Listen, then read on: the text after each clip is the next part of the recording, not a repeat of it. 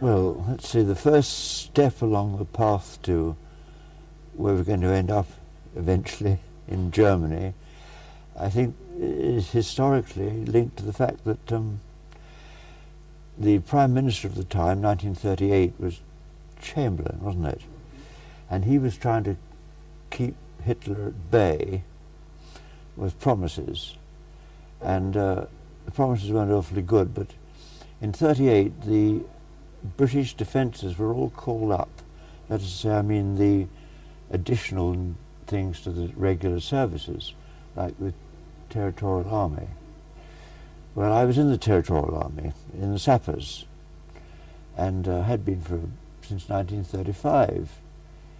And our job, our coastal defence, was almost Napoleonic still, because at that time they built round England quite a lot of places. We're sitting in Salisbury now, but down at Southampton at Calshot, there's quite a good example of it then, I think, down there, that round tower. Well, up where we were in Suffolk, Felixstowe, Harwich, there was a lovely fort called Landguard Fort.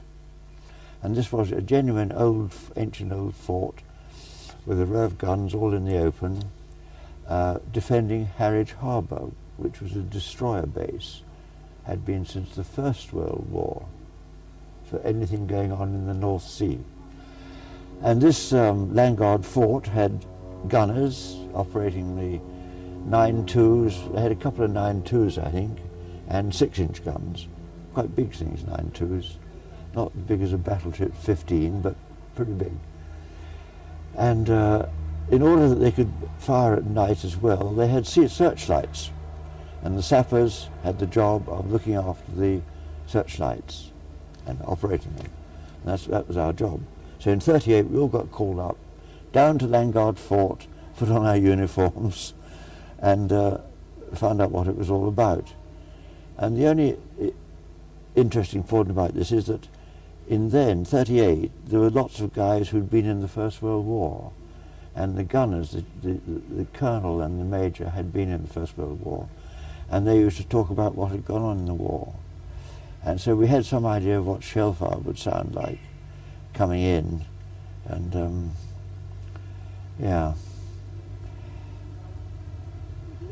The result, of course, of all this being called up was that when Chamberlain got his bit of paper, the whole thing was called off again. So everybody went home again.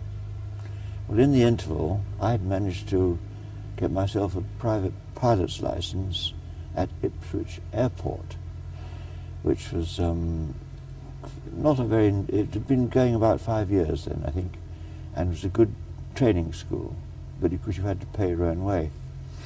But just a matter of interest, the price of getting a license then was £12 and 10 shillings, and for that you got all the flying you needed and a logbook thrown in, and you've got a bit of paper, an aviator's certificate, signed by Lord Brabazon of Tara, who was the person who had the very first #1 aviator's certificate. So we weren't far away from the beginning of things. 30 years, perhaps? Yeah, about 30 years. So there we were, back home, back at work, and by then I had moved down to Poole in Dorset, because that was where the work was as a civil engineer. And our base then was Portland. And I got a very nice trip to the Portland air defences. We'd gone from coastal defence to air defence down there in the sappers. And we flew out of Southampton Airport in a thing called the Seagrave twin-engine Blackburn monoplane at night, to see why the searchlights couldn't keep a tab on an airplane up there, which they couldn't, they never did. And Seagrave, of course, was the chap who got the world speed record for something or other, I forget what. However, he liked airplanes too. However, we made this flight down to Weymouth, overhead, orbited, like you were telling me earlier on today, We orbited round and round Weymouth, and the searchlights never came anywhere near us. But we could tell that they were always trailing behind, never in front of you. You never flew through one. So when we got down, we reported, look, there's something wrong with the way you listen out or something, that when you hear a noise, aim miles ahead of it, not behind it. I don't think that helped in the long run, but it may have done. However, that was it wasn't long after that I managed to join the Royal Air Force Volunteer Reserve, which was a wonderful setup. Very, very good thinking ahead on the part of the RAF, because they had the Royal Air Force and the Auxiliary Air Force, but there were no great numbers involved with that. With the Volunteer Reserve, they had unlimited numbers they could take on and train for all aircrew jobs. Most people want to be a pilot. If you failed the pilot course, you became a navigator, and if you failed that, you became an air gunner. And they were all good aircrew, because they were all volunteers. And that was a wonderful thing to join and see one's training going ahead. But unfortunately, the date that was fixed for our first training flying lesson down here at Southampton, Hamble, was the day war was declared, September the 3rd. So we arrived there, 40 of us, for training, and told, we'll go away now. Go home and wait for a call-up, which we did. And we waited some months, actually. Did you? Before they could set up what they called initial training wings for the Royal Air Force Volunteer Reserve.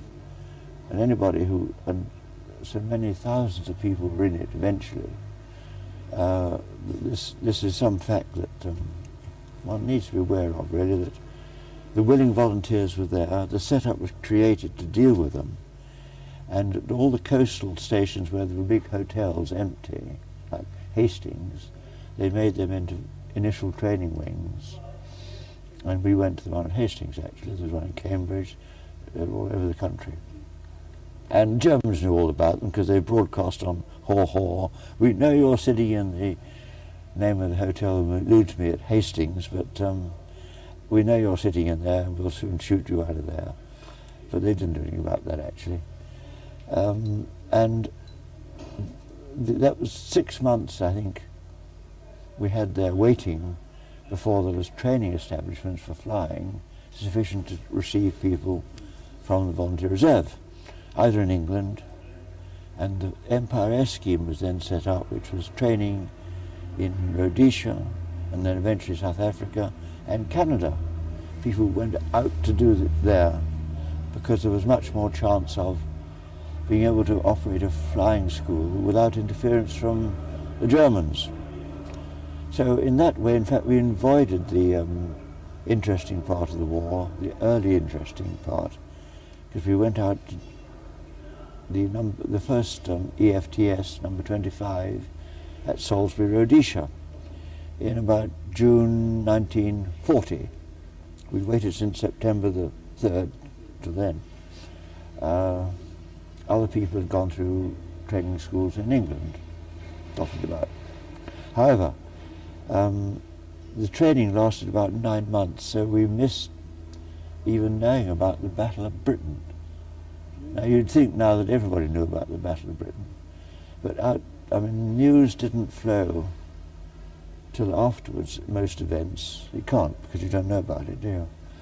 However, when the Battle of Britain was on, we just about completed our training. We got our wings, and we were sent up the east coast of Africa by ship to Mombasa, Nairobi, waited there a bit, another ship up to the Suez Canal to Alexandria, to Middle East Reserve Pool. Now thousands of people will remember Middle East Reserve Pool because that was where anybody who trained went to in the African scene, rather than must have been a pool in England. I wouldn't know where it was. And you waited there for a posting to a squadron. That's all the training you had. You went straight from flying school to squadron. It was before the days of operational training schools, which taught you something about the actual airplane you were going to fly, and what it carried in the way of armaments and how to use it.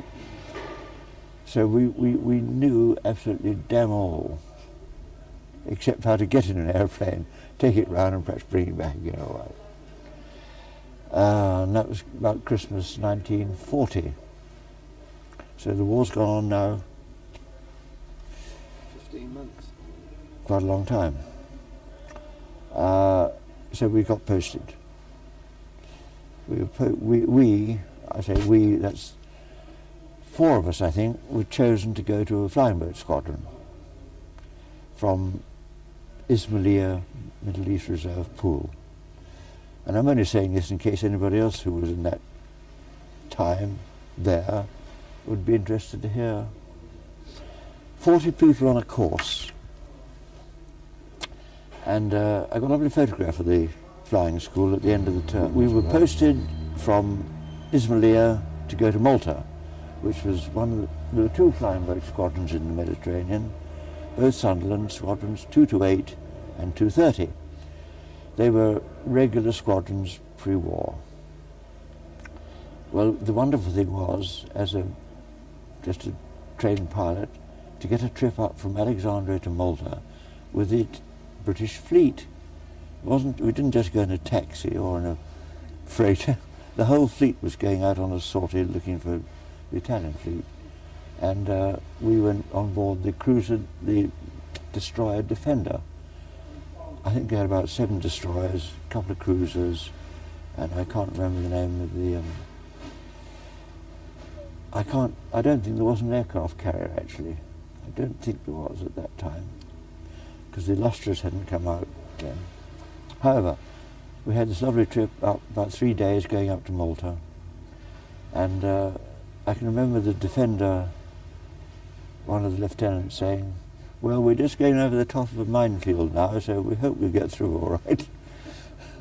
And they knew their way about all right, of course, and we got there safely, without any interference from any ITIs. The first thing a chap does when he gets to the squadron is taken, not by the CO, by the adjutant, I suppose it must have been, to see the station commander, which in Malta was Califrana. It's still there. It's a permanent brick building like you build in like we've got here, like the mess up the road here. They were put down all over the world, those places. And even the hangars are sort of reminiscent. And in the station commander, of all things, this was after the Battle of Britain, remember. This is February 1941 now. And in came the group captain's mate, assistant, and it was a chap I'd been at school with. In fact, I remember him because we had fought together in the school boxing competition, and I had lost horribly to George Cunningham. George had been a fighter pilot. He must have joined the regular Air Force, actually. At that time, he was written off as a fighter pilot. I don't know exactly why, but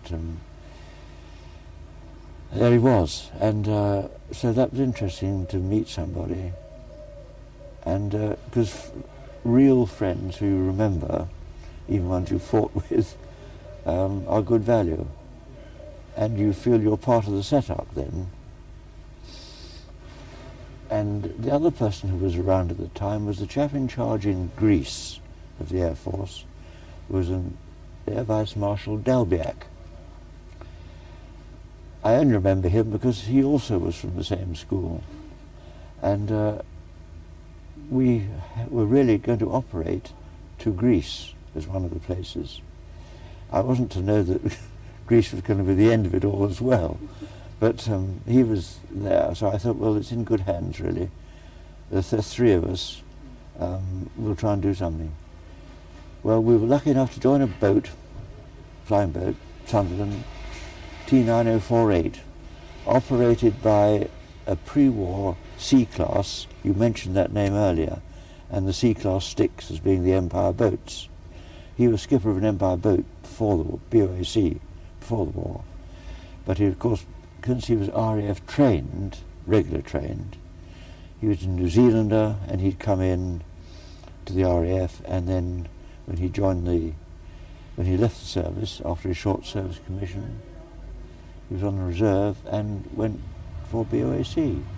So he was very experienced. He knew how to fly a boat, which all we knew was it had a stick and it had a rudder bar. That's about what we had behind us, but nothing else. And we set off doing the job in the Med for the flying boats was the maximum period of time you could stay out on reconnaissance for designated areas, seeing where the Italians are. Are there any submarines there? Is there anything to attack?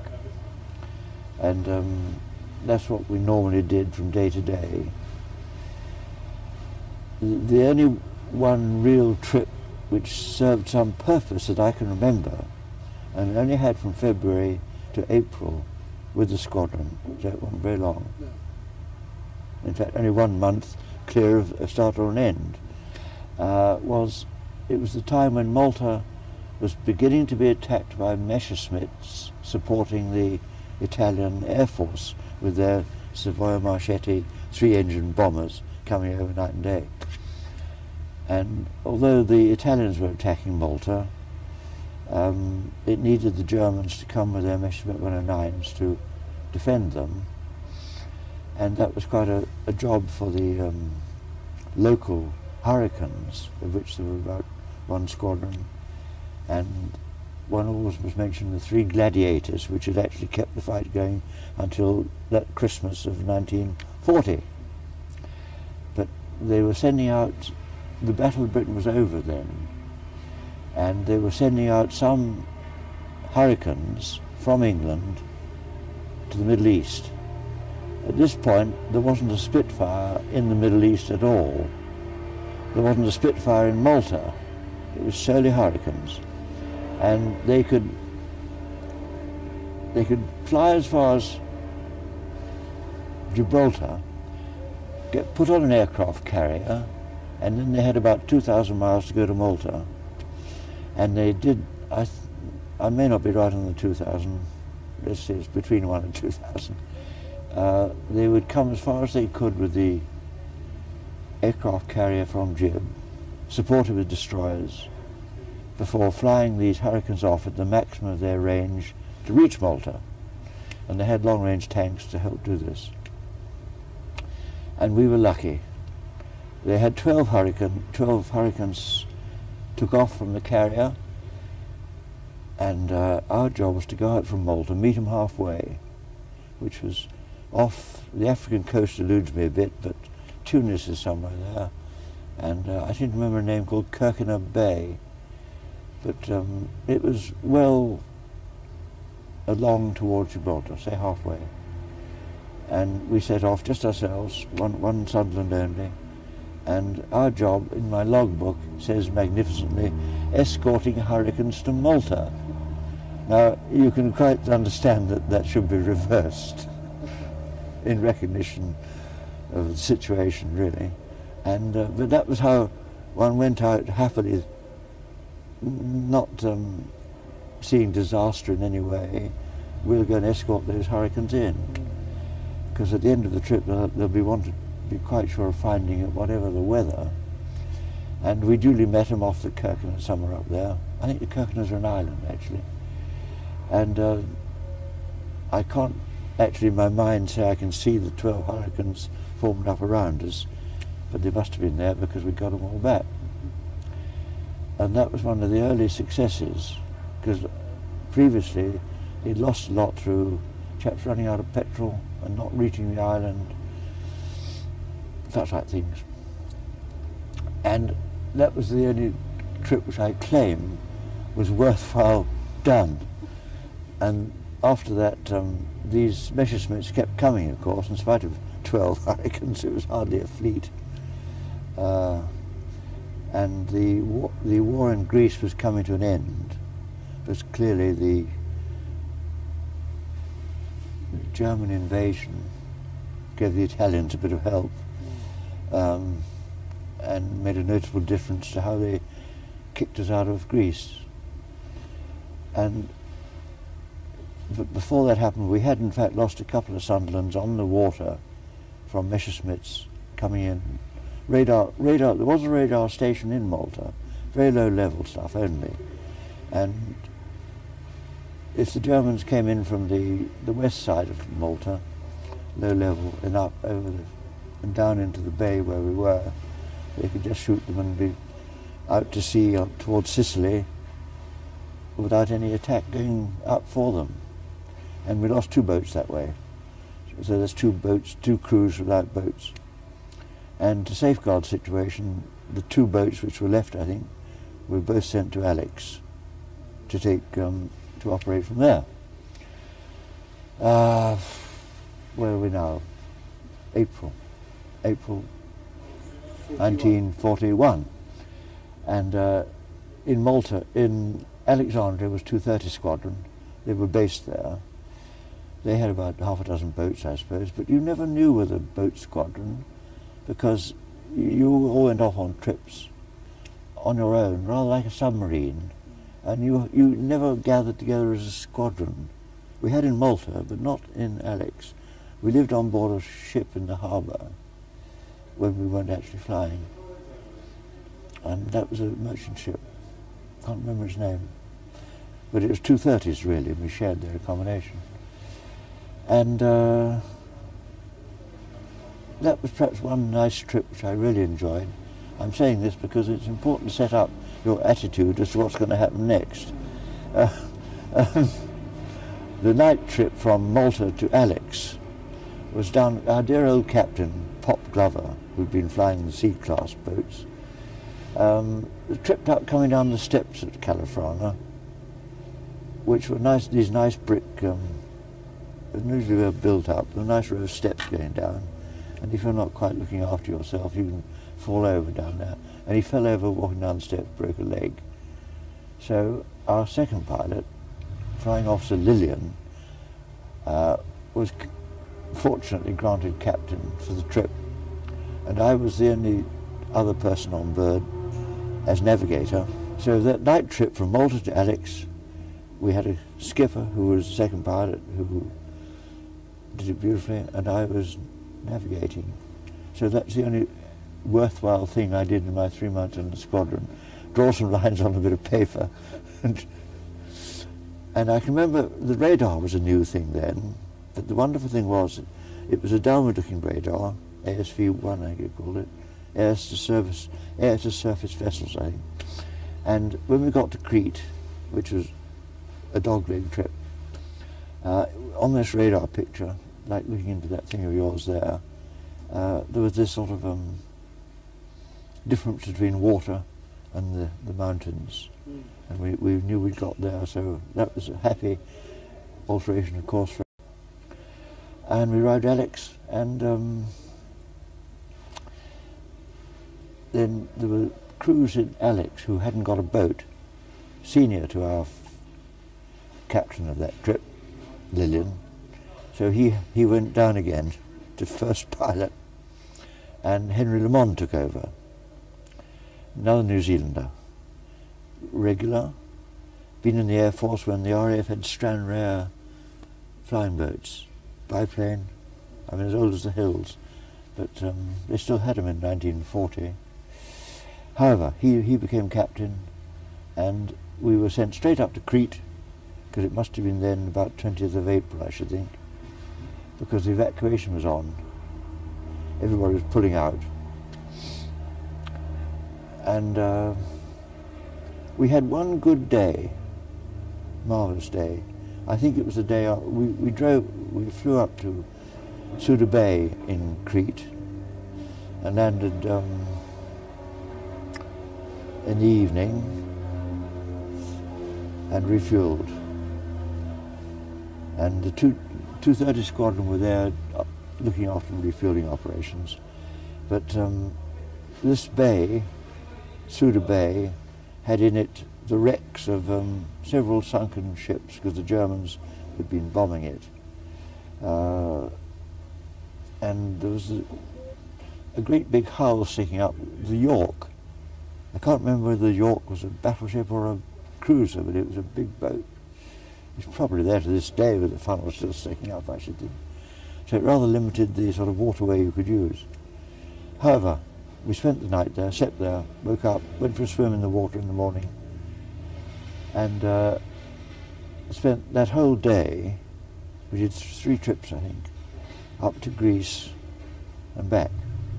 First one we picked up, we were looking for where troops had got to the coastline and were in some way obvious and waiting to be picked up. Githin, I think, was a place we went to, for instance, on the Greek coast, one of them, put down and picked up some Blenheim boys who were walking back. The Royal Air Force in Greece had been Blenheim bombers, Hurricane fighters. Well, they hadn't got any airplanes left, and they were all trekking out with the army, tens of thousands of the army, of course, getting longer and longer down the Greece looks like that, long fingers going into the Mediterranean. And the bays, like there might be the Githian Bay, we'd go in there and we'd look round, and the next one, look at all these bays. And we went to Califrana, last of all that day. This was all in the same day. Yeah, it must be. And we got 72 people on board that trip. It was afternoon then. They'd all walked back from the middle of Greece, really. Mixture of mostly RAF, some Army, some Navy. Loaded them on board and flew back to Crete. And there we were. That was our contribution to the bringing them home. The Empire boats, 2 of them have been up there too, to Athens. And Alec Frame in 228 Squadron, he'd been up there too with Sunderland. So there were quite a lot of flying boats going back and forwards. However, we got back to Suda, landed, and started refuelling. When that was suddenly cancelled, we were told, well, you've got to go back once more to Kalamata. But Henry, our skipper, he doesn't quite remember what it was he was supposed to be doing, apart from more people to pick up, of course.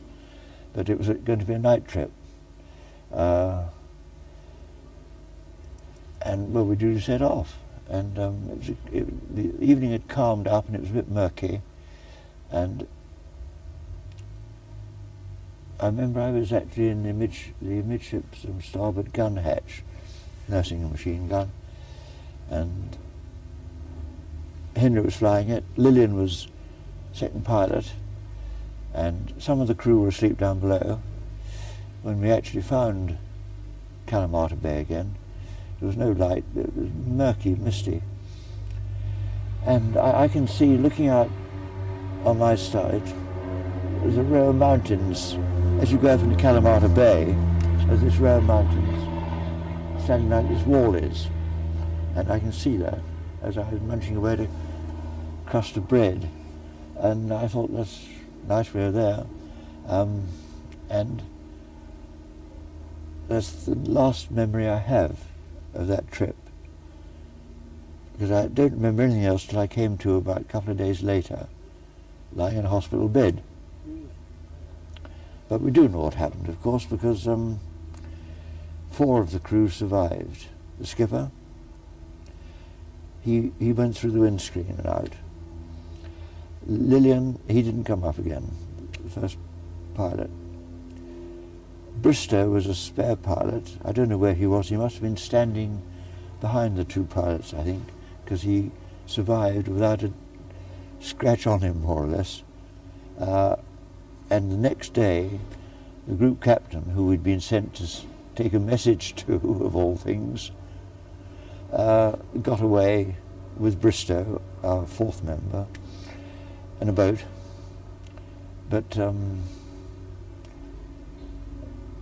he knew that there were 3 of us in hospital the skipper.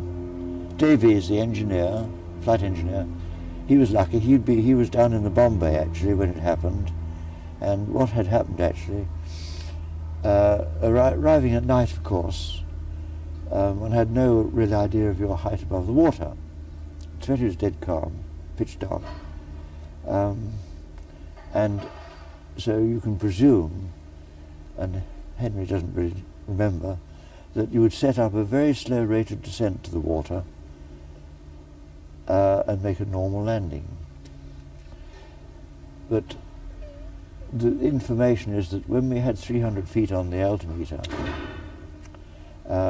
we in fact hit the water in a normal descent. So this bit went straight in and not pushed the plates in, so the water went straight in, and she cartwheeled straight over like that.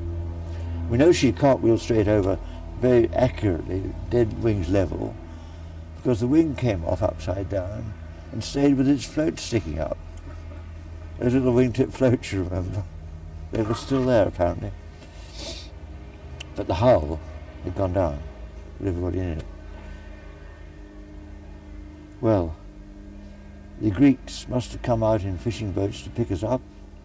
Presumably the group captain was watching us because he was our target, really. So he would have got the fleet out to help us get ashore. So, when you woke up in hospital, was that still in Allied hands? No, that was in German hands. Oh, right. The Germans had arrived, as I say, the group captain was getting out. When he went out, we don't know how long things took, but it was that the day after we arrived there, more or less. They were certainly on the fringe by then, and they had taken the whole place within 24 hours or so. So basically you woke up a prisoner? I woke up a prisoner. And I think Henry was awake all right, because he'd been pitched out and he came to. He said he found me hanging on to the wingtip float, or the wingtip or something or other, singing "It's a Lovely Day Tomorrow." Is there a song called that? Yes.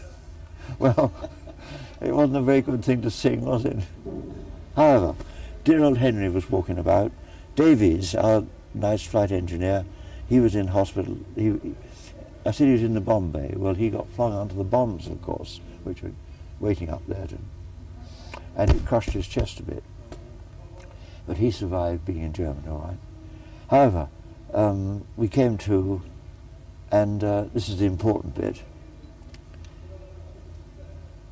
No, the Germans, one thing that was important at Kalamata, this was the evacuation of 10,000 troops, which didn't take place. They were all there.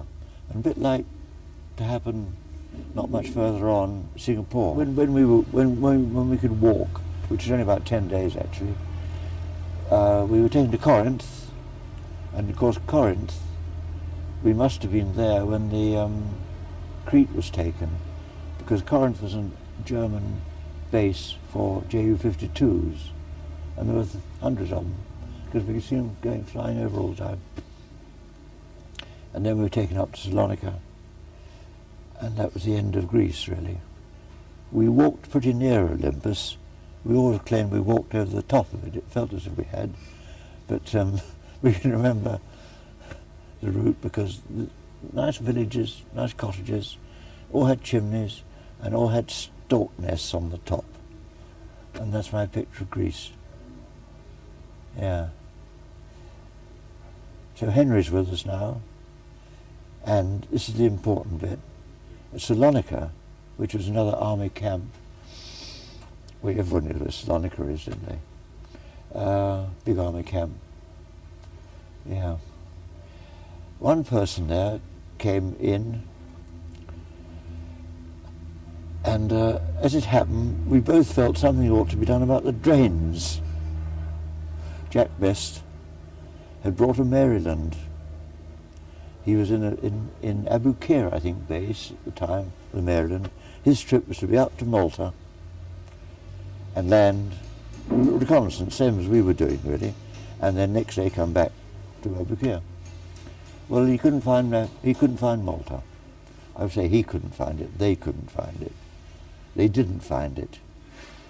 Jack's probably told you his story. However, but that was an important meeting which took place in Salonika with That's where me. you first met Jack? Because Jack and I happened to end up with this great pile of lentils, stewed lentils all over the floor, all over the drain, all over everywhere, filth, and said, look, we've got to do something about this.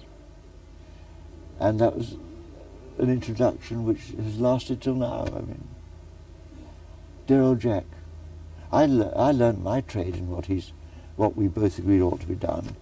On the ship we came up the African coast from Durban to Mombasa, because there we had on board a lot of West African Pioneer Corps coasters, real Gold Coasters, and they were going to India in the ship, and they lived on deck, and the decks got blocked up. And if the decks got blocked up and you've got 1,000 people milling about up there, or 500 even, the liquids don't go overboard. No. And somehow I got involved. I probably stupidly offered to do something about it. However, we managed to pump that clear by poking down things, and that's why one was prepared to tackle the Greek. We'd had it with the Dutch ship we were on, and we could do it in Greece. But dear old Jack, yes. So, did you then stay with Jack, more or less? Well, Jack and I got posted around everywhere together, yes, everywhere. Henry was with us initially, mark you, so there were three of us. But the Greek campaign entirely, only produced 4 Royal Air Force or Royal Air Force Volunteer Reserve prisoners. Really? Well, there was Henry, there was Jack, myself, and Dickie Edge. Dickie Edge was one of the Blenheim boys I mentioned. He was a navigator, and somehow he got left behind when the rest of the squadron got out, and he was in our first camp at Kriegsgefangene Luft 1 at Bath on the Baltic coast. And Dickie Edge, we met up. We didn't meet till we got up there, I think, actually. Yeah. So you were at Luft 1? Luft 1, Bath. yeah. Were you involved in this handcuffing business? At one time they handcuffed. Well, yes, that happened somewhere. We weren't, no. No, you weren't. Not ever, never where we were. I think Spangenberg had that, perhaps. One or two places. Yes. It wasn't Bath, I'm sorry, it was Thorn, wasn't it? Thorn, yes. Either Posen or Thorn would have had it. Yes. That was Army, really, wasn't it? Or did the RAF get involved? Well, I don't know about the RAF. John Davis, Fleet Air Arm, was Yeah. certainly involved. Was he? Yes. But then, where did you go from there then? Well, while we were there, they were building Sargon, Luft 3.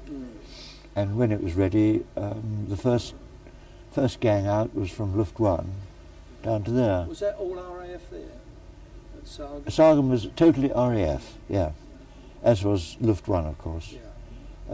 And we were joined by various people from Spangenberg, I remember in particular, and probably, as you say, Thorn and Posen as well. And was it at Sargon that you did the mole tunnel? Was that at Sargon? Well, the mole tunnel, that's kind of you to remind me of that, I should have forgotten it. That idea was cooked up very much at Luft 1 for the reason, it was sand. It was on a sandbank, really.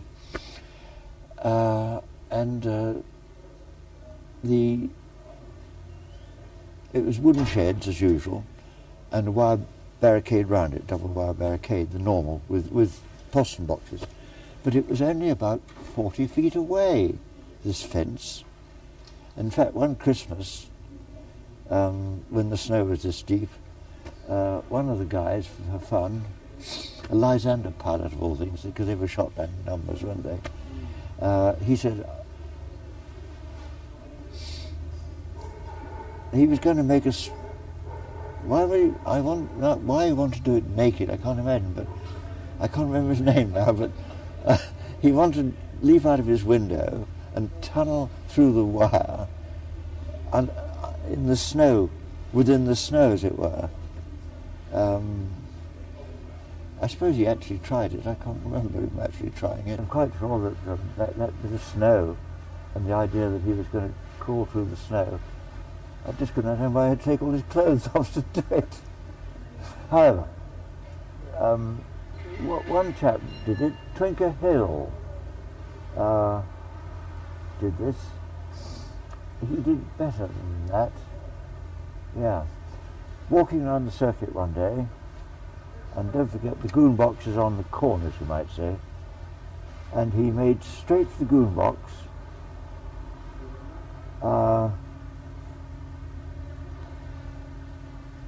and clambered up the wire and over the top and down the other side.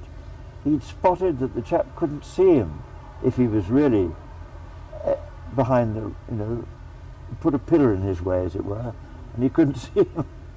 And Twinkle Hill, he got there. It was Twinkle, wasn't it? Oh, I hope so. And he got it up and over the wire and out. Such a quick... This is remark you on young brains suddenly showing people that escaping has possibilities. You've got to think of something a bit odd, which you have never done in your life before, never had to think about it even. And it engendered a sort of freedom of thought that you can do almost anything that you want to get done if you apply your mind to it. And I suppose in that way it became obvious to me, as a civil engineer under training, that when you want to lay a sewer through a city, if you like, it's very useless to dig a damn great big trench down from the top all the way. Think of the traffic, the people walking about. You don't bother about it nowadays.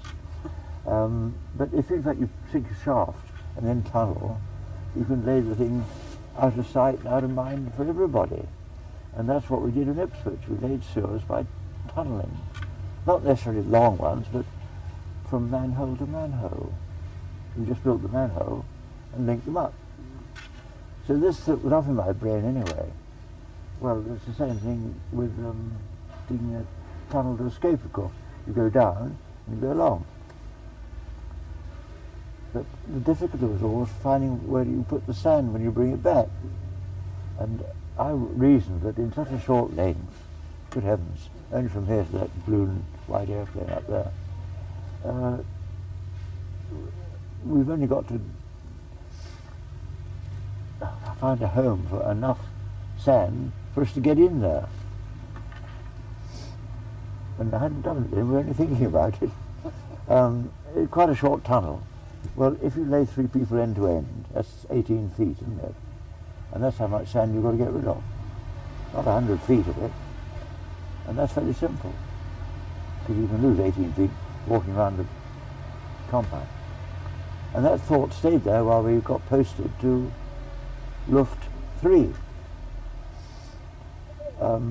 I think at Luft 1 at Bath, we had been encouraged to hang on to this idea because Mike Casey, who was a Blenheim boy, and he's got a whole story of his own, except he isn't with us anymore,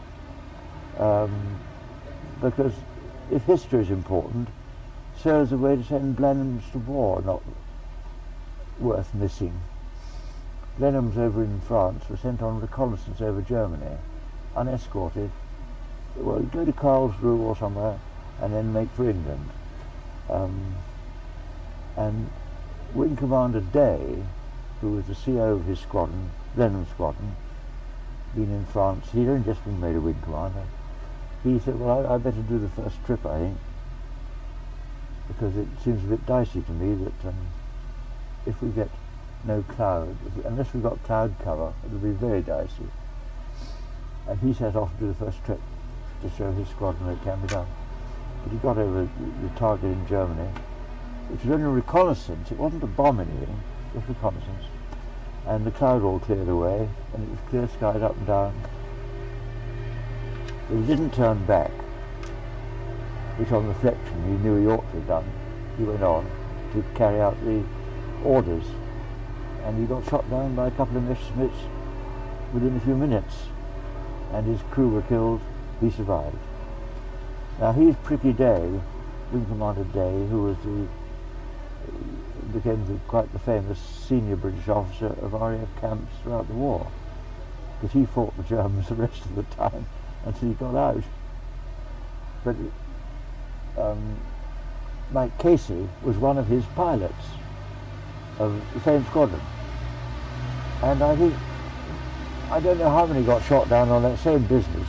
Go out, reconnaissance, go to England, come back. They didn't get there, because Mike Casey was one of them.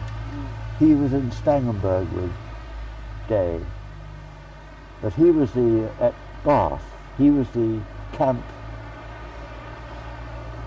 escape officer, if you like, for our hut, Little X. And he said, yes, that's a good idea.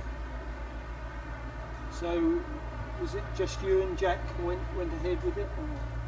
Or? Well, when we took the idea to Sargent, no, Henry was with us. Oh, right. Henry's still with us all the time up to now. The three of us were the Grecians, you might say. And it was June the 22nd, I think. Was that the longest day? Or the 21st? For some reason or other, that was the day that we had the opportunity of making use of our fort. There'd been a dummy run of sorts, because the drainage, you see, that's the link. It's a funny old drink. Most people hate drains, but I regard them as a rather important function of everything. And the wash-house drains in particular were water, of course, all the time. Otherwise it was a trench, a sort of concrete trench, which was carted away from time to time.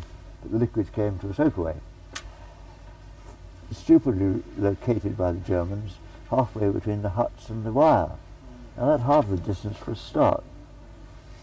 And with our interest in drains, we tried to help these things work by, it was an open trench actually out there where the water finally was sent to, and we could see that since we washed occasionally, the soaping that was sealing the sides of the sand against it soaking away.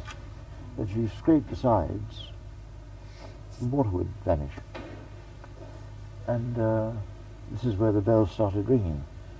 So this need to clear the drain initially was for a real purpose, making them work better.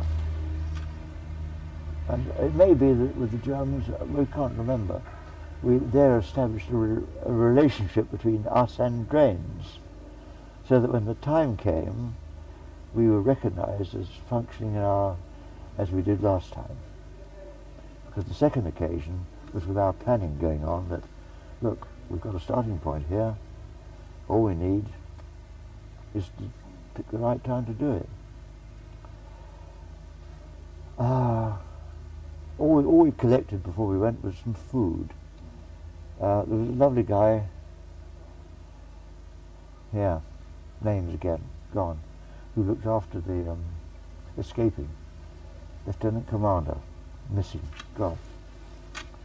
He went missing in the Baltic in the end.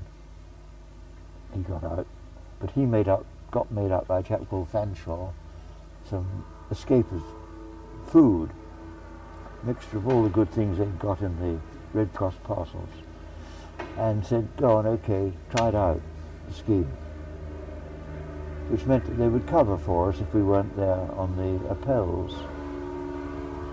And the day chosen, I don't remember when we started digging. I think it must have been in the morning, to clear, it was full up with water again, our ditch was. So, look chaps, we've got to do something about this.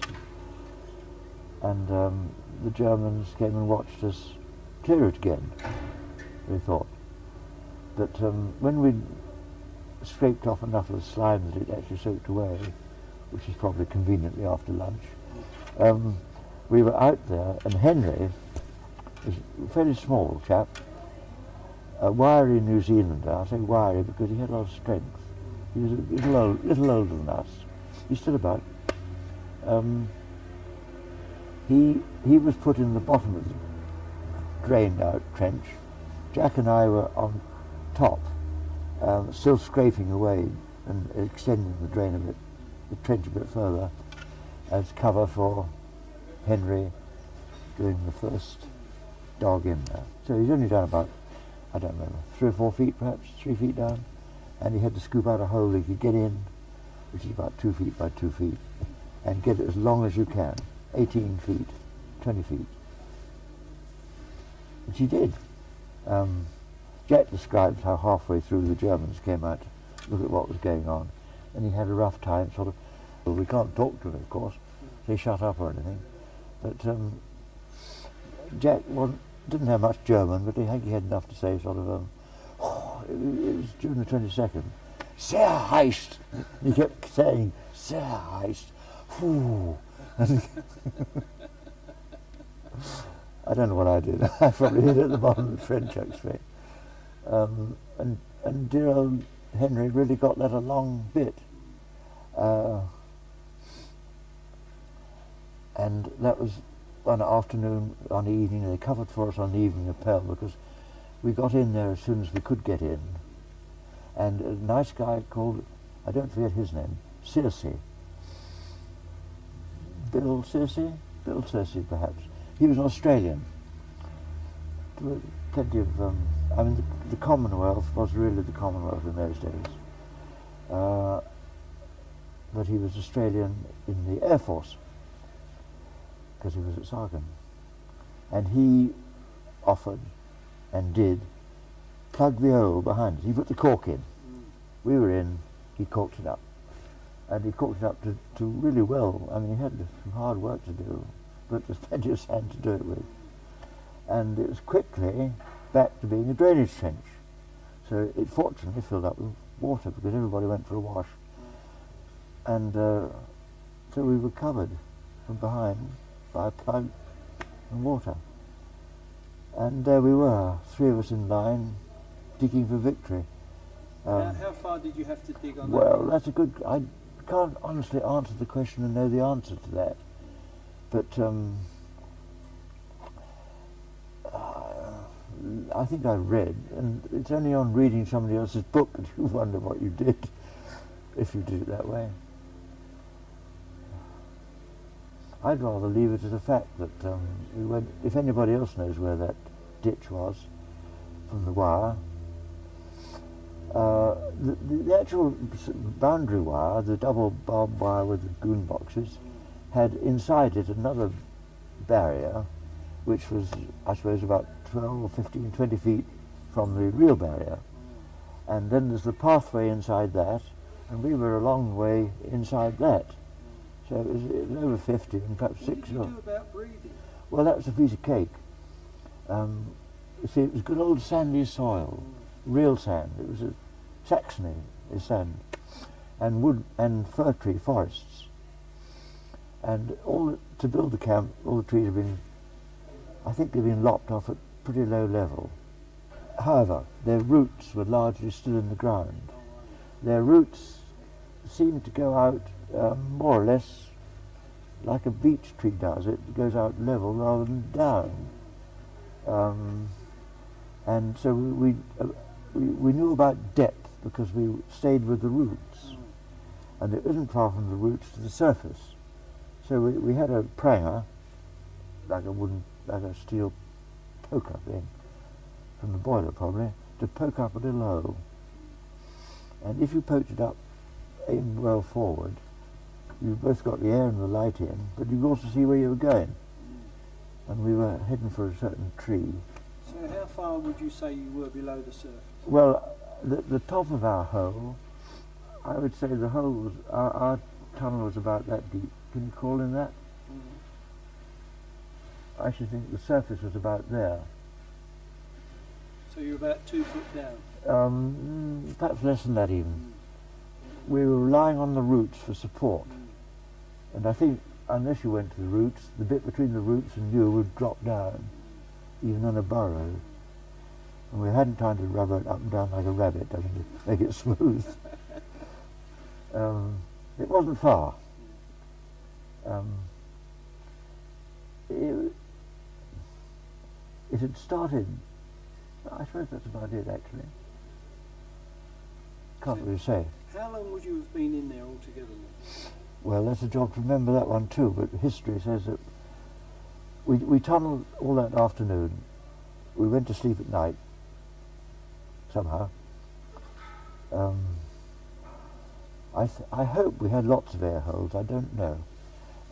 They say that during the next morning, the Germans' dogs walked round the camp, of course, at night with the goons, and the people watching the hole could see steam going up.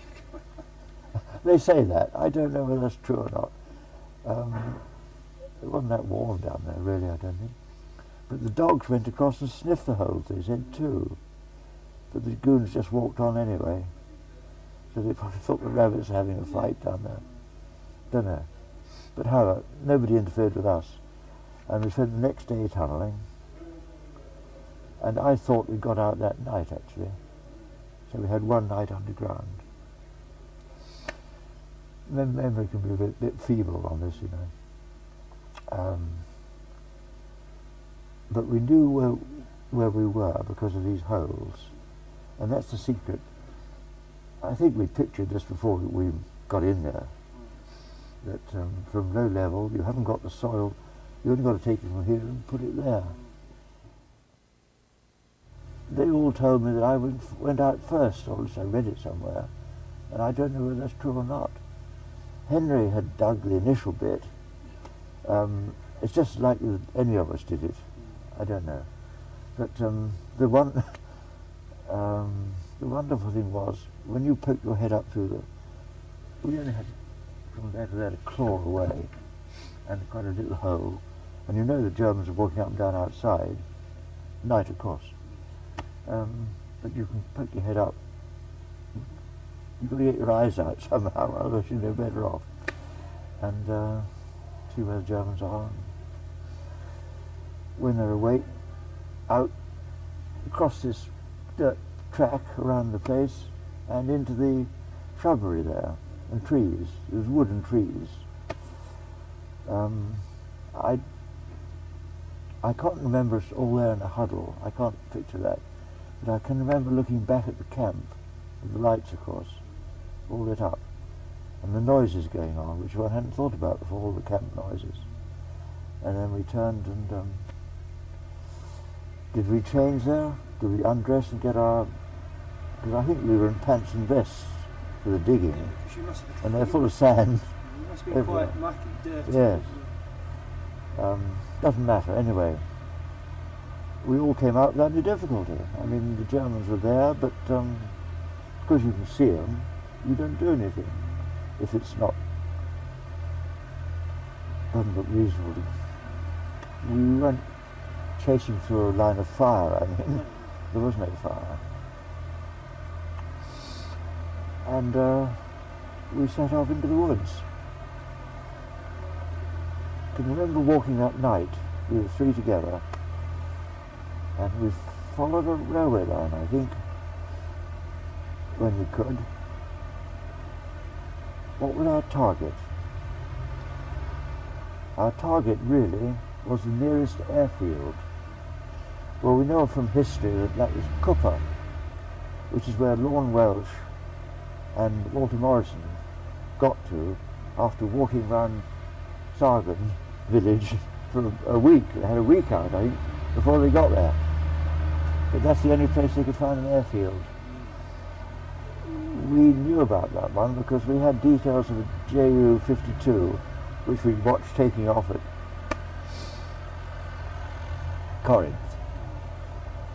And we got a copy of their cockpit data. So we were just making for that to get an airplane. And it doesn't seem very long. I remember one night out in a haystack, Perhaps Jack remembers that, I think, because I think we had a bit of an argument there about water. We hadn't got anything but the camp food and what water we found in this. And I think Jack put it about that I was expert on water being pure because I worked for Salisbury, no, correction, Ipswich Borough Council, who had waterworks and everything else to do, of course. Anyhow, I think it came to light that I said, well, if you shake up the water in a bottle and it doesn't go frothy, it isn't beer, and it isn't contaminated. So we drank it anyway. But I remember that night in the haystack. I'd never been so cold in all my life. We'd been working busily underground there. In close confines, 3 people make a lot of heat anyway, I think. But out in the haystack, and in spite of that lovely film, The Magnificent Men and Their Flying Machine, where they enjoyed living in a haystack, 2 of them, it's pretty awful. Yeah. However, so that's the first night out. I can't remember how many nights out we had, but we did spend this day on this Cooper airfield in a glider trailer, because it was an air training corps place for them. They didn't have any powered airplanes at all, because it was winching in those days, or elastic bands. And we stayed in our box all day with all these kids around, and quite certain they were going to open the door one moment and find us there, but they didn't. And so at the end of the day we realised we hadn't got an airplane to even try and get in, so we set off walking basically towards Poland for whatever might crop up. I think we had several nights out, I don't know. We were eating raw potatoes, which was cropping time for potatoes then, I think. And eventually we came to the river, Oder, which is the border with Poland. And Jack has the best memories of that part, because Henry was the skipper. Now we got ourselves, we felt if we can get a boat. We found that the Oder is quite a wide river with the water really scooting down it, because it's used for barges taking produce up and down the river, particularly up the river, to Stettin. We thought, well, that'll do for a target. And can we get a boat? Well, they're all tied up really, but some idiot, not such an idiot as it turned out, left his unlocked up with oars there, and we clambered aboard. As I remember, it was almost a dugout really. It was a heavy, well-built German thing, quite long, but it was a real treat to be not walking. But the tiredness was the one thing that affects an escaper, and we'd started out dead tired, actually. We didn't realise that, but we were. And Jack has put it into words, because he said it was really beautiful, just rowing gently down that river and realising that if we stayed on board this for a couple of days, we should be in Stettin, where maybe there's a Swedish boat. Target anyway. However, we did get tired, and I believe it started to rain like billy-o, and night was coming on. But I remember noticing that on the opposite bank, the Poland side, there's a sort of river, a pathway down most, perhaps for a horse to pull a thing, I don't know. There was somebody with a bicycle on it going along. And Henry noticed that the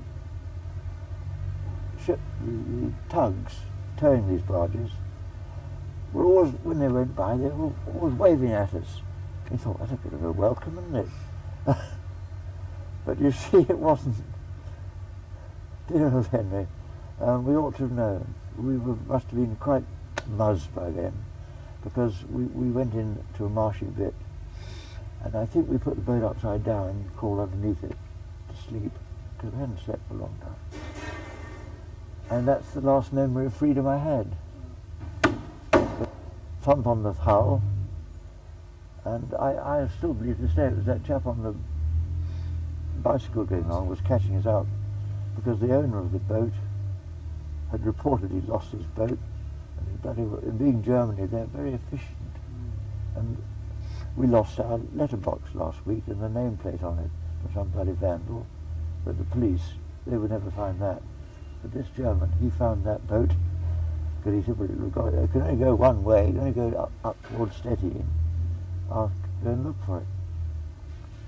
That's presumption. They certainly found us anyway. And, yeah. So you were back at... Well, yes, the reason really could also have been these legitimate traffic on the river, the barge traffic, because when you drive a car, you keep to the left, don't you? What about when you sail a boat? Port to port, you stay ahead, green to port, So do something instead. So they We were on the wrong side of the bloody river.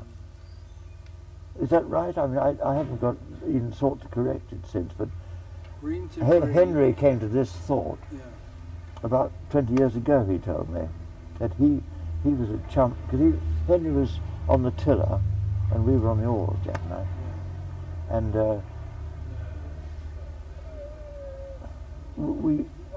we were so nearly there. If that was what was wrong. But nonetheless, you finished out back where you started from. Indeed. And how long were you there? Was that... This was in June 42 that we got on the Oder. And we got to Colditz when? I don't remember actually. I don't remember. Did Henry go with you to Colditz? That's a good question. Very good one. No. We've often wondered why he didn't. He was the skipper of our three, really. No, he didn't come. Are we all right? Yes. So you and Jack were sent. Jack and I'm sure we made the trip with nobody else at all from Sargon to Colditz. Although I have absolutely no memory of walking up to the castle. Can't picture it at all. Henry, we thought about it a bit, that Henry was a New Zealander. Now the Germans, I think, felt that Britain was one thing and New Zealand was something else. And we don't trust the British, but we'll trust the New Zealander. And so we'll keep him. Oh, that's got the dates we arrived, hasn't it? You arrived in Colditz on the 9th of September 42. Well, there, thank you for that. I've forgotten that. 9th of September. So that's about 3 months since we were picked up. But Henry didn't go with you? No. When you got there, were there people you knew there? Oh, yes.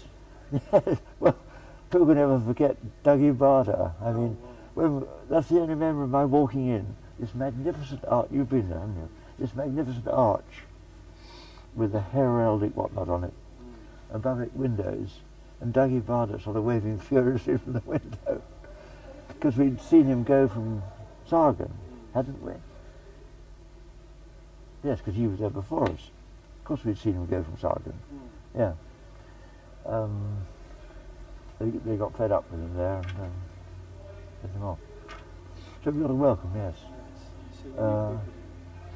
But I don't think we actually knew anybody else. No. Because there were a few RAF types there. There were, yeah. Dan Halifax. I don't know what he was flying, Wellington, I expect. Badly burnt. That's right. Dominic Bruce. There were 13 altogether, I think, when we got there. Something like that.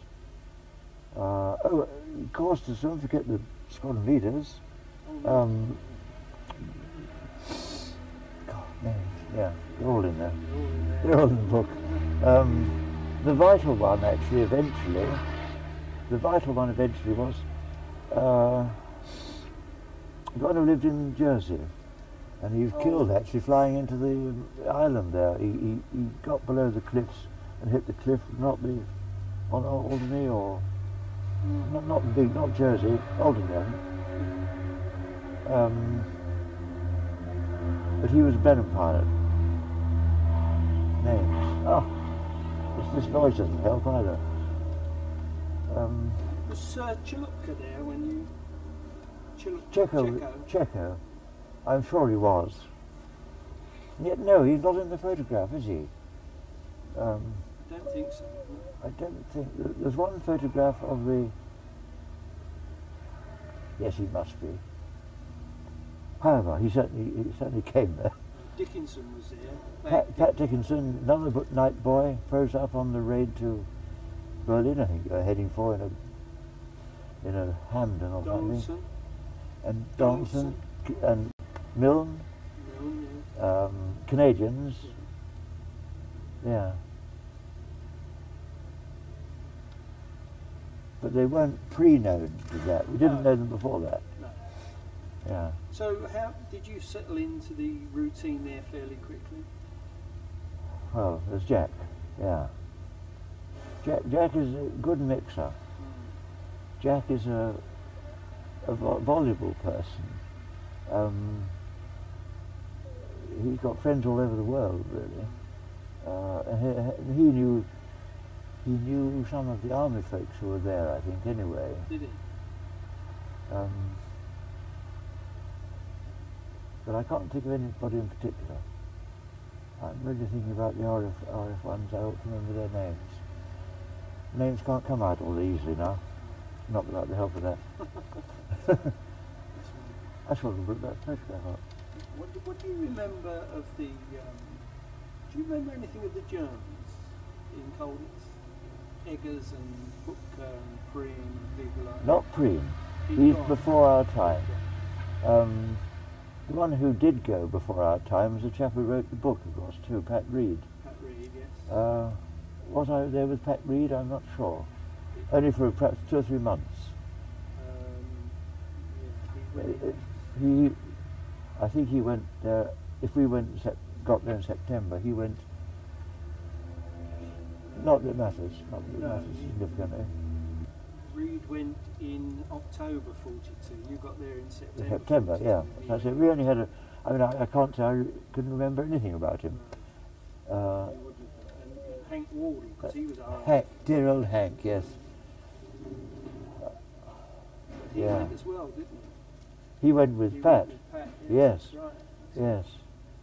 So did you get involved in escaping there, or did you? Oh yes. You did. Well, you inevitably took part in stooging. I mean, straight away. Yeah. But the vital bits. Let's think of Jack, and they called us the old crows, I think, because crows tend to go in pairs, don't they? You see one crow in the sky, there'll be another one trying to catch him up. Yeah. Pemberton Harrow. Pembum rings a bell. He probably named us. Yeah. Scorgy Price. The one who old names, damn, it's hopeless. Yeah. Rex Harrison, the tall one. Scarlett O'Hara. He's a one to remember. These people were all making things. They were all busy doing something. Only looking out of the window, keeping tracks on the Germans. That's right. And it was a much tighter. You lived by your hut, really, in Sargon. You knew what went in the hut. We had a lot of Poles in our hut at Sargon, see? Czechs. Czechs. Came to Colditz. Was the navigator. Never mind. Was it still an international camp when you got there? Colditz. And Dutch were there? Oh yes, rather. They were still there. That was what was startling about it, really, to find that although they were out of the war, they were still all in the war. And the way in which they had said, no, we're not going to sign up any blooming, we won't touch you. and they got shoved in there. The Poles, the French, the Dutch, the Belgians, and a couple of Yugoslavs came later. That was about all. They, I mean, eventually they moved out and it became an all-British camp. Would you say it was... Did the French move out? Yes, I suppose they did. Well, the Free French stayed, didn't they? I thought the French were still there at the end, yeah. There were a lot of French at the end. Yes. Because you had a big influx, didn't you, at the end? Oh, an enormous one, very near the end, when they put them all on the move. Yeah. So when did the idea of the glider come about? Oh, that started... Oh, we haven't mentioned Biberach, have we? No. We said we went straight to Luft 1. We didn't. We went to Biberach, off leg... Forgotten. Biberach, anyway. Within sight of the Swiss mountains. There was the snow on them. I mean, it's only a short walk. And that's where the glider idea cropped up. Well, it would be a kite, obviously. Yeah. It's a long, big, damn great big compound. Long rope, glider on the end, heavy wind, lift up, drift downwind, land, scoot. Yeah. And the idea was a sort of, like you read about the Wright brothers built a biplane, short sections of bedboard, but you could clip it all together with a few pins. Yeah, it never stopped since then. They're all, a lot of we lived with the New Zealanders that we'd come up from Greece with actually there. God, they were so good. I don't know how many casualties they had, but they fought like hell. The British are very good at putting the New Zealanders and the Australians and the South Africans and Rhodesians in the front line. If you think about Singapore, there were as many Australians as there were British there. That's only a harp back, really. But you didn't get the opportunity until you actually got to Colditz to put the glider into effect. No, no. But we worked with a lot of schemes. See, Jack got his opportunity here because he was jolly good at making anything. You've only got to think what you need, and you'll make it if you haven't got it. Well, we hadn't got much, of course. Particularly tools. And Jack would have, I hope that he would have said that at his home he really gained the knowledge on all this. Because his home was literally a place where you made the things that you need to run a big estate. And every big estate had a workshop, a carpenter, and a wheel maker originally probably. And a forester. You knew about it. And dear old Jack said, well, a saw isn't just a saw, it's a thing with teeth, and they have to face the right way, and you've got to sharpen them the right way. To me, a saw was just a saw, and I thought, well, anything you do that, it'll cut wood, but it wouldn't, of course. We know the glider would have flown because it's flown. We don't know that the glider would have got off the roof. I was going to say, but would it have taken off? Well, there you are, you see. Bath full of, what was it, concrete? Would that have Bath, worked? yes. Pat Reed put that in, you see, didn't he? Who told him that? I don't know. He wasn't there. I don't know what went on with the escape committee, because we still didn't know all that went on. You appreciate, we were individuals, groups. We were a group of two, Henry didn't come with us, and we were in a certain mess room with a certain gang of people. We messed at the same table. The table, by the way, was the drawing board. Yeah. So. But it was quite an achievement, wasn't it? The fact that there were so many people involved in actually building it. Well, it was lucky there, I think, because it came late on. Earlier on, everybody was busy on his own scheme, but the schemes had rather faded out. You know, because of that order. After the 50, nobody let up on trying to escape, but there was an effect, obviously, that if you're going to escape, you better make a job of it. Talking about the 50, yeah. there Well, must have been a lot of them you knew. I mentioned him earlier on for that very reason. Mike Casey had come in from Wings Day's squadron, and he'd done, 5 years in the war up to then, And he was he's an Irishman. Did I say that? I should have done. He's such a nice guy. And the Irish can be very nice, can't they? And he was nice with the Germans as well as anybody else. And to pick him to be shot like that, or any of them, shows what a mad state they'd got in. Yeah. And it was sheer bad luck that those 50 went out and didn't get away. But it's that sort of catastrophe that makes the behaviour of the German people at risk. Can you remember how the news of the 50 being murdered got to Cole?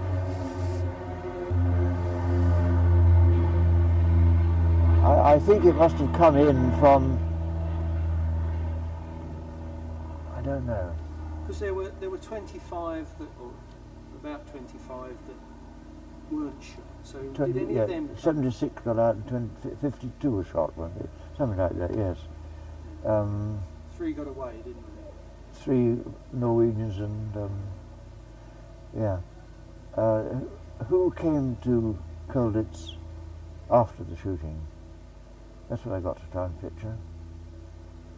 I can't picture at the moment as a sort of setup.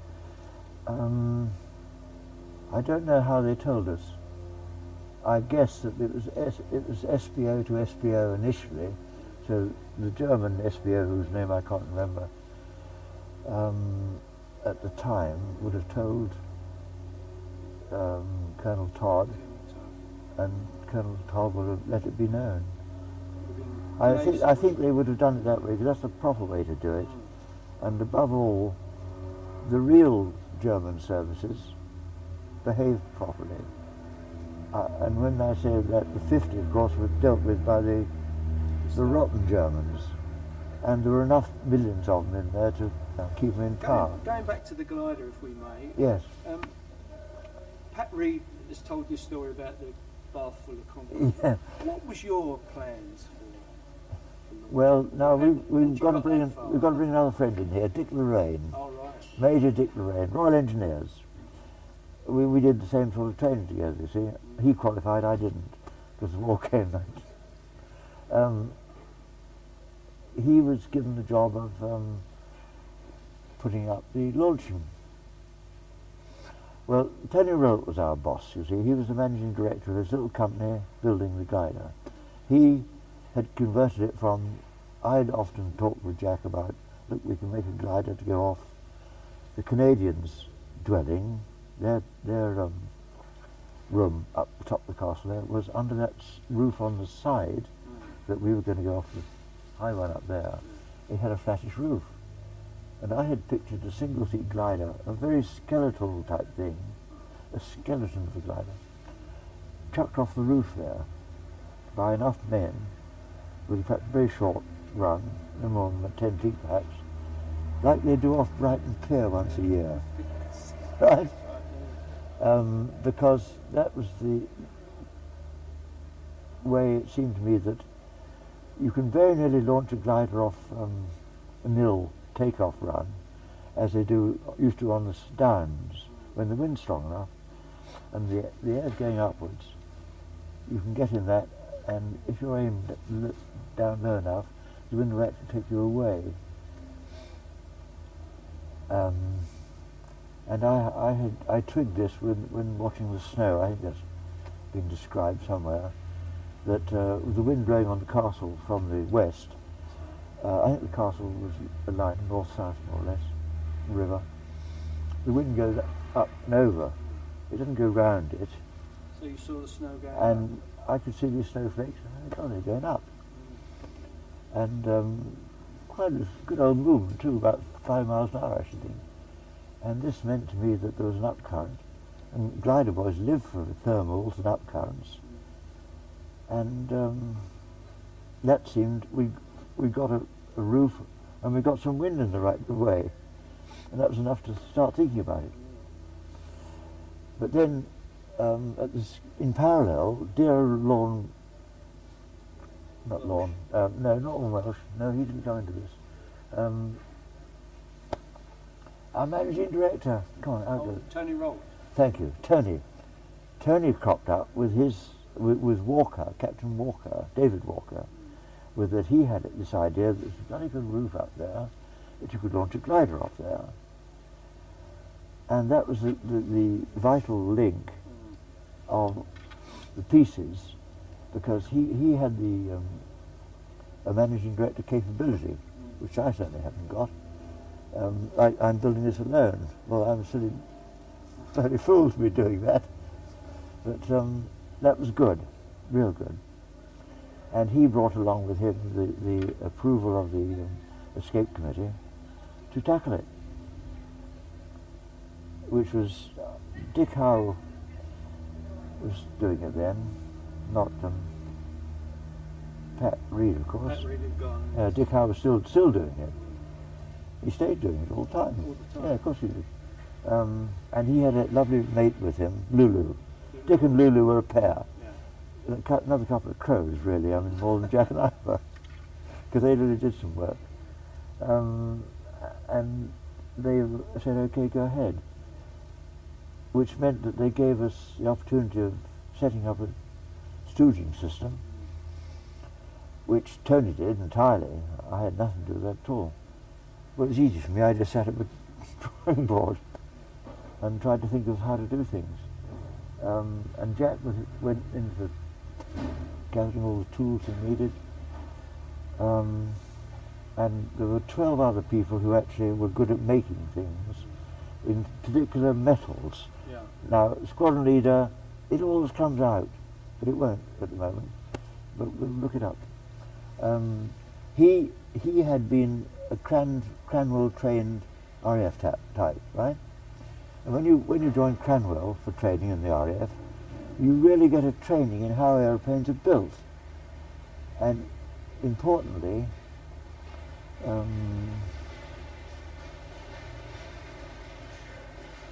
he knew what an airframe looked like without any fabric on it, because he was brought up in the fabric days. And that's what you need to know about the structure, which you don't know a thing about it if you look at the outside of an airplane. And he was therefore good at metal fittings, the sort of metal fittings you put on the end of a wire. Yeah. He knew about forming loops and putting a little coil around it and turning the end back, and you've got yourself a bracing system.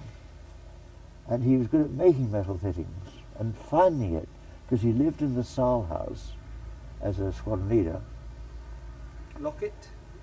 Lucy. Lucy Lockett. Lucy, yes, got him. Thank you. Lucy, dear old Lucy. Yeah, wonderful chap. He was so encouraging, but he actually had a cupboard, I mean, to put his gear in. Well, we used half his cupboard in building the glider, you see, and such like. And he knew where the floorboards were good and so on. No doubt helped Jack get the floorboard up and out.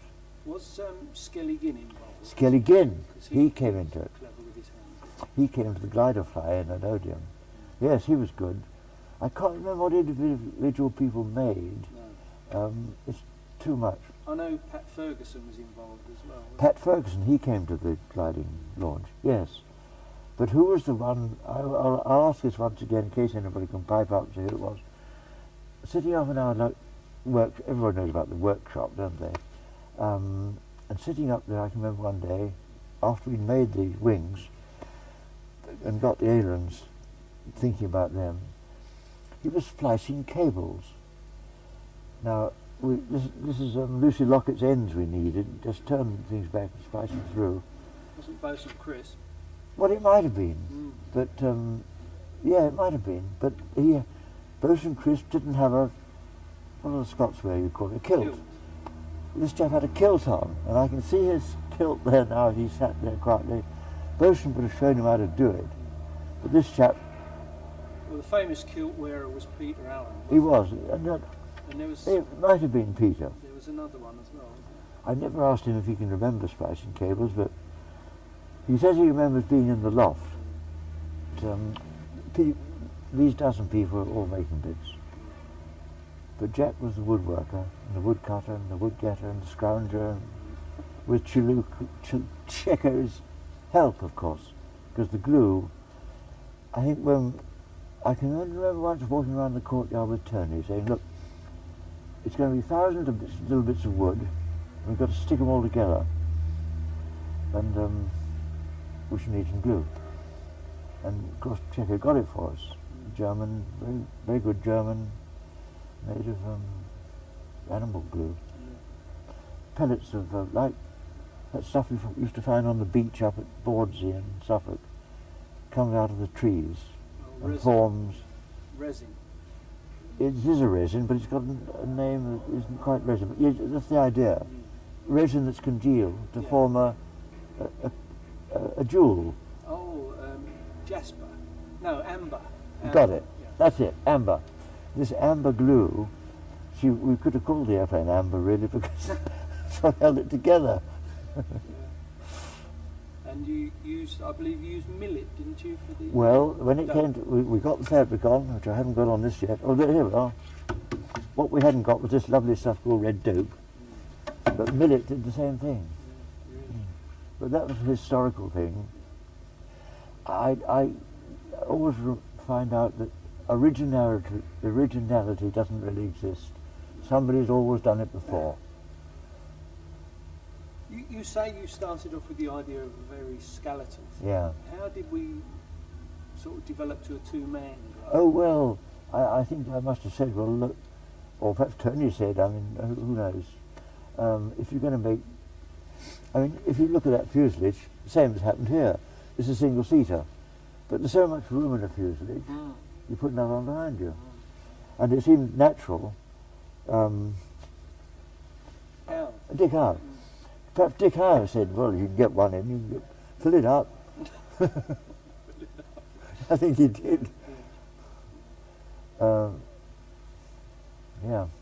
But so it meant to be, it had to be rather stronger and bigger, and less handleable for the important bit, which is getting off the roof. That's right. Yeah. But you only intended to land across the river, did you? In that? It didn't look far. No. From looking from up there, looking at from the field by the river up at the castle, it looks horribly low at a launch point actually, but I think it's about 300 feet, but I may be wrong, I don't know. However, Dick Lorraine was brought in, or came in, or volunteered, or Lucy Lockett said, Dick, how can we launch this? Don't know. Perhaps he persuaded Dougie Barter that he'd better keep quiet about it because it couldn't possibly get him in the cockpit. He fancied the idea of going? No, I don't know. You don't know? No, he may have talked to the others about it, but because obviously we could have shoveled him in the cockpit if he wanted to. Yeah. However, that's beside the point. No, how is it going to be done? Well, I didn't see any difficulty. The only difficulty would have been the time involved. It took 10 months to build what we did. It was nearly ready to go, probably another month with it really clicked up. It would have taken equally long to make a launch system. But Bosun could have been the answer to that, because Bosun could make rope endlessly. He did for the, I think, did he make it for those poles who got on the roof? I don't know. But he made it for Jack and Mike Sinclair going out. Right. He made the rope for that. Yeah. That's the sort of rope we needed. It needed to take a mighty pull. There's about 500 pounds of force going to be applied to it with a weight of nearly a ton. But he could have done it. And the materials were there, so it could have been done in a length of time. All right, pulleys, trolley, wheels, roof. How do you lay it? Well, I can remember Tony Rock talking about the trestle roof, table, like a table, series of tables put end to end down this 40 feet of roof. It would have been awful rattly because of lovely clay tiles, and I hate to think what the noise would have been like. So I'm not sure how it would have worked out, but I would have thought the bath, I'd forgotten that we even had a bath, you know. I can't remember having a bath. We had showers. There were baths. And to fill it with concrete would be an immovable, you'd have to do it in a position where you're going to leave it, because you never lift it. My thought on it since, and that isn't worth much really, is that what we've got in the form of weight is people. We've got hundreds of people. Our brigade go out when they're in the top floor, they come down a pole, don't they? Well, something like that. Yeah. If 20 people at 170 pounds a person is, I can't multiply that by that now, but 10 of them will be 1,700 pounds. Well, 1,800 pounds is what we're talking about. But allowing for the fact that they're all a bit thin, 15 people on a rope, their weight would do it. Yeah. And alongside is the clock tower, which goes from heaven to down here all the way. They might even have had a rope in it, I don't know. The French built their tunnel from it. And I don't know how big it was, but there was room there to alter it to suit a damn great weight coming down. Possibly. Either weights, if you've got a concealed hole to build up this weight, then I'd agree weight of concrete or blocks or earth, anything. Sandbags would be the best. Yeah. And just tie them on a rope. But sadly it never came to. But that would have been, I mean, it's so near, that bell tower, it's so near our workshop. Mm. That's right. But I don't know, but then I never got in there. No. And you can alter anything given time. We'd have had to cut a hole through the brick wall at the end to get out.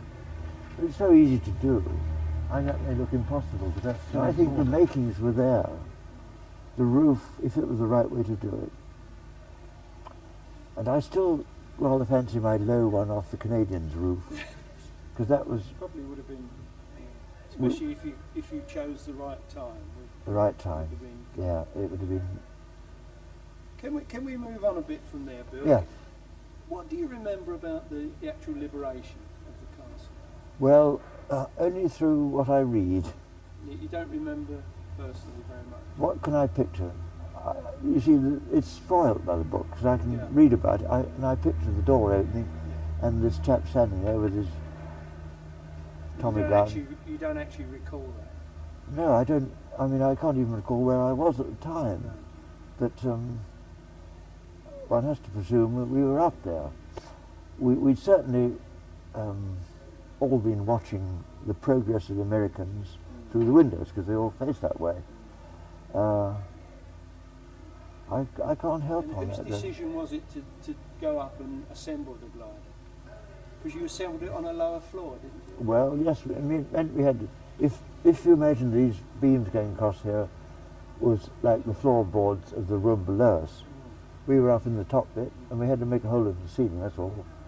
Which is where we'd gone through every day to get up there, big enough to get the glider bits out. I can't remember doing that, but probably the brain got a bit. I can remember nothing of our accident at all. When I came round, I mean, it didn't exist.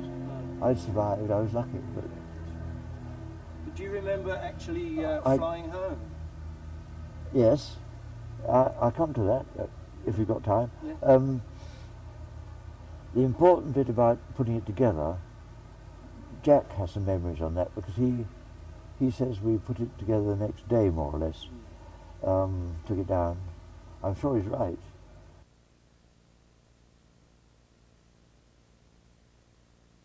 So he's going to make a left-hand circuit when you come round. Yeah. Watch this bit, it'll happen very quick now.